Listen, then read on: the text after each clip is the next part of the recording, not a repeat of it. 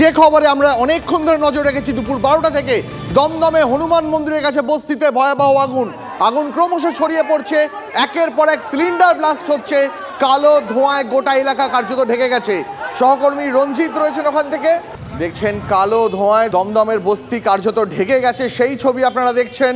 হনুমান মন্দিরের কাছে বস্তিতে ভয়াবহ আগুন, দমদমে আগুন ক্রমশ ছড়িয়ে পড়ছে গোটা এলাকায়, কালো ধোঁয়ায় ঢেকে গেছে এলাকা। ঘটনাস্থলে দমকলের 5টি ইঞ্জিন এই মুহূর্তে কাজ করছে, কিন্তু আগুন নিয়ন্ত্রণে এখন এসেছে কি না সেটা জানবো।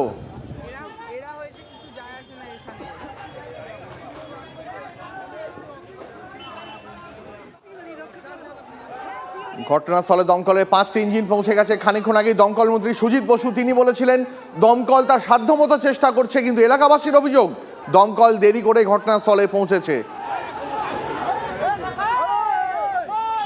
দেখতে পাচ্ছেন সেই ছবি, দমদমে হনুমান মন্দিরের কাছে ভয়াবহ আগুন। আমার সহকর্মী রঞ্জিত এই মুহূর্তে ঘটনাস্থলে রয়েছে। রঞ্জিত, দমকল মন্ত্রী খানিকক্ষণ আগে TV9 বাংলাকে বলেছিলেন যে আগুন নিয়ন্ত্রণে আনার চেষ্টা হচ্ছে, আগুন কি এখনো পর্যন্ত নিয়ন্ত্রণে এসেছে?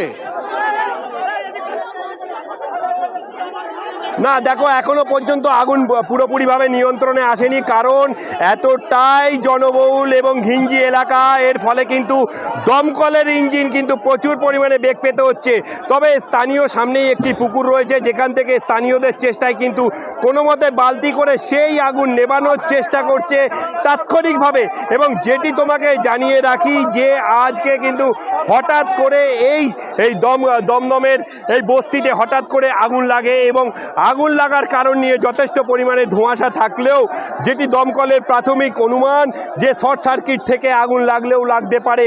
তবে এই মুহূর্তে কিন্তু ঘটনাস্থলে দমকলের 7টি ইঞ্জিন এসছে, তারা কিন্তু আগুনের উৎসস্থল পর্যন্ত পৌঁছতে পারেননি এখনো পর্যন্ত। স্থানীয়রা তেমনটাই অভিযোগ করছেন, এবং এতটাই ঘনবসতিপূর্ণ এলাকা যে এইখানে কিন্তু মানুষজন ছাড়া কিন্তু দমকল প্রবেশ করতে পারছেন না। এর ফলেই আগুনের লেলিহান শিখা কিন্তু বস্তিতে একের পর এক ঘর কিন্তু আগুনের লেলিহান শিখা গ্রাস করেছে। এবং তোমাকে এখনো দেখাচ্ছি সেই ছবিটা, দেখো এখনো পর্যন্ত মানুষজন অর্থাৎ স্থানীয় মানুষজন বালতি দিয়ে সেই পুকুর থেকে অর্থাৎ এই পুকুর থেকে জল তুলে সেই কিন্তু নেভানোর ব্যবস্থা চালাচ্ছে। এবং এই মুহূর্তে কিন্তু দমদম লোকসভা কেন্দ্রের যে CPIM প্রার্থী সুজন চক্রবর্তী তিনিও এসছেন ঘটনাস্থলে, এবং তিনি এসে কিন্তু স্থানীয়দের সঙ্গে কথা বলছে, এবং বেশ কয়েকশো বস্তি। আমি সত্যি যে ছবি দেখাচ্ছ তুমি, এই ছবি অত্যন্ত আতঙ্কের, এবং দমকল এখনো পর্যন্ত আগুন নিয়ন্ত্রণে আনতে পারেনি। সিলিন্ডার বিস্ফোরণের যে শব্দ আমরা শুনতে পাচ্ছি তা অত্যন্ত ভয়াবহ। এখনো পর্যন্ত দমকলের 7টা ইঞ্জিন ঘটনাস্থলে পৌঁছেছে, কিন্তু আগুন এখনো নিয়ন্ত্রণে আনা যায়নি। আগুনের লেলিহান শিখা কালো ধোঁয়ায় কার্যত দমদমের একটা বিস্তীর্ণ এলাকায় ঢেকে গেছে। সহকর্মী রঞ্জিত ধর রয়েছেন আমাদের সঙ্গে। রঞ্জিত যেমনটা জানাচ্ছিল খানিকক্ষণের মধ্যেই যে গোটা এলাকা কার্যত কালো ধোঁয়ায় ঢেকে গেছে, ঘটনাস্থলে পৌঁছেছেন বস্তি, একাধিক মানুষ ঘর ছাড়া হয়ে গেছে। ধরুন, আমি খবর প্রচারে ছিলাম, খবর পেয়ে এসেছি, ধোঁয়া দেখে ভয়াবহ। কত বাড়ি আমার তো বললো অনেক 500-700 নাকি এরকম একটা কিছু হবে বলে মনে হচ্ছে, আরো বেশি চাইতেও বেশি, 1000 বলছে।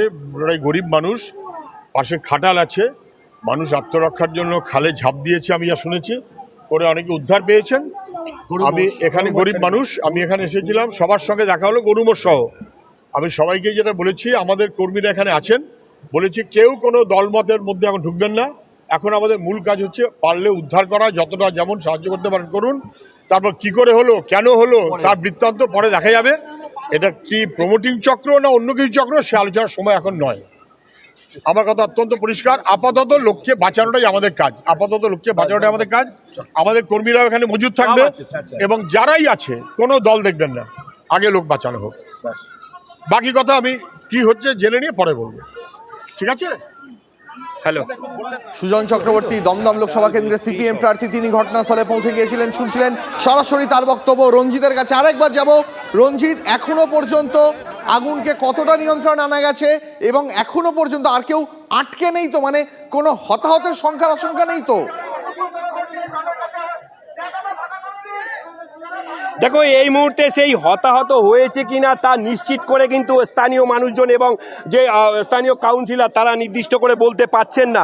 অর্থাৎ প্রচুর পরিমাণে ঘর, অর্থাৎ যদি দেখা যায় যে কয়েকশো কিন্তু এই ঝুপড়ি আগুনের লেলিহান শিখা গ্রাস করেছে এবং একের পর এক গ্যাস সিলিন্ডার ব্লাস্ট হয়েছে এবং তাতেই কিন্তু বেশ কয়েকশো পরিবার কিন্তু ঘর ছাড়া হয়ে গেছে, আশ্রয়হীন হয়ে পড়েছে।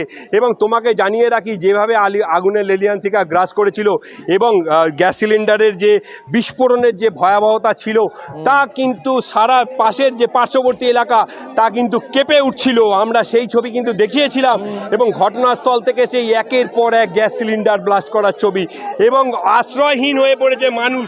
তোমাকে একটু দেখাবার চেষ্টা করি, এই আশ্রয়হীন হয়ে পড়েছে, চলে গেছে এবং সমস্ত কিছু তারা কিভাবে বাঁচবে তারা বুঝে উঠতে পারছেন না। কেউ কি আটকে রয়েছে, কেউ কি আটকে রয়েছে আমি জানি না, কাজে জানি না, অনেক বাচ্চারা ওখানে আছে, তো অনেক বাচ্চারা আছে, অনেক আমাদের বস্তিতে আমরা কিছু জানি না, জানি না এখন কে বেরোতে পেরেছে কি পারি। রঞ্জিত আমাদের সঙ্গে থাকে, ছবি দেখতে পাচ্ছেন আপনারা দমদমের ঘন বসতিপূর্ণ এলাকায় বিধ্বংসী আগুন, ভয়াবহ আগুনে 50 থেকে 60টি ঘর অন্তত ক্ষতিগ্রস্ত। পরপর সিলিন্ডার বিস্ফোরণ, ছড়িয়ে পড়ে আগুন। ঘটনাস্থলে এখনো পর্যন্ত দমকলের 7টি ইঞ্জিন কাজ করছে, কিন্তু সব হারিয়ে বুক ফাটা কান্না স্থানীয়দের। আমাদের আরেক সহকর্মী সৌরভ দত্ত এই মুহূর্তে আমাদের সঙ্গে রয়েছেন ঘটনাস্থল থেকে। সৌরভ, এখন পরিস্থিতি কি? আগুন কতটা নিয়ন্ত্রণে আনা গেছে? দেখো, আগুন এখানে এখনো পর্যন্ত নিয়ন্ত্রণে এসছে তা বলার মতো কোনো জায়গাতেই নেই। তার কারণে যদি তুমি এখান থেকে দেখতে পাচ্ছ অমিতের ক্যামেরায়, এখানে দমকলের তরফে যে বস্তি, হনুমান মন্দিরের পিছনে যে বস্তি, সেই বস্তিতে কিন্তু জল দেওয়ার কাজ চলছে। গলগল করে কালো ধোঁয়া কিন্তু কুণ্ডলি পাখি আকাশের দিকে উঠছে এবং এটা যশোর রোড থেকেও এই কুণ্ডলি ধোঁয়া কিন্তু দেখা যাচ্ছে। এই মুহূর্তে আমরা রয়েছি ঠিক যেখানে অগ্নিকাণ্ডের যে ঘটনা ঘটেছে তার অপর প্রান্তে যে বাগজোলা খাল রয়েছে, বাগজোলা খালের ওপারের যে জায়গা রয়েছে সেই জায়গার থেকে আমরা কিন্তু এই বিষয়টা দেখাচ্ছি, আমরা দর্শকদের সেই ছবিটা দেখাচ্ছি।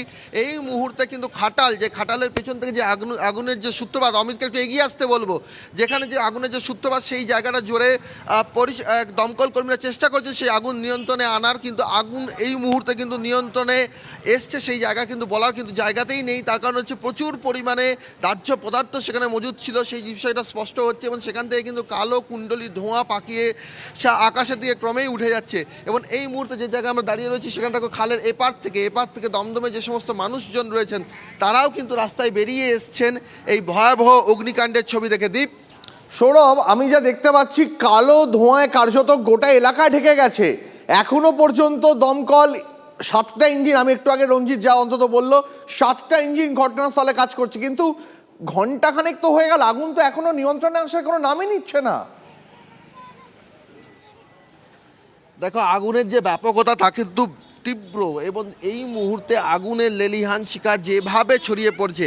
আর দমদমের যেখান থেকে তুমি দেখতে পাচ্ছ এখানে একটা ব্রিজ যদি দেখা যাচ্ছে, ব্রিজ দেখানোর কথা বলবো অমিতকে, যে ব্রিজটা দেখা যাচ্ছে সেটা কিন্তু বাগজোলা খালের ওপরে ব্রিজ, অর্থাৎ দমদম রোড।